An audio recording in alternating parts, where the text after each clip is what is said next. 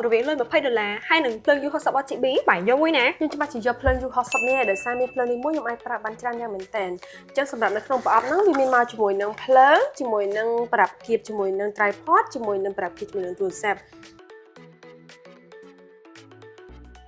សម្រាប់ភ្លើង U60 នេះដែរវាមានមកជាមួយនឹងសម្ភារៈដូចជាខ្សែសាក Type C ជាមួយនឹងដងដែលបងអាចដាក់ជាមួយនឹងជើង tripod បាន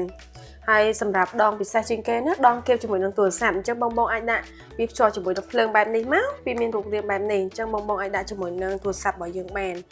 បងចង់យកចេញទៅក្រៅក៏បានបងចង់ថតឲ្យបានតបក៏បានដែរសម្រាប់ភ្លើងនេះដែរបងអាចសេរីបាន3 mode មានពណ៌ជាច្រើនដែលបងអាចសេរីបាន background ក៏បានឬក៏បងធ្វើជាវីដេអូថតភ្លើងចំនួនធម្មតាក៏បានអញ្ចឹងនៅក្នុង mode នេះដែរវាជាភ្លើង by color អញ្ចឹងខ្ញុំចុចទៅប្រភេទទៀត RGB ដែលបងអាចសេរីពណ៌បានបងអាចធ្វើជាភ្លើង background ក៏បានឬក៏បងអាចលេងពណ៌តាមតម្រូវការបងចង់បានហើយមួយ mode ទៀតមួយ mode effect ដែលវាមានច្រើនពណ៌មែនតើបងអាចប្រើប្រាស់បានអូខេដូច្នេះបងមានភ្លើងនេះមួយបងអាចប្រើបានច្រើនតម្រូវការមែនតើដោយសារត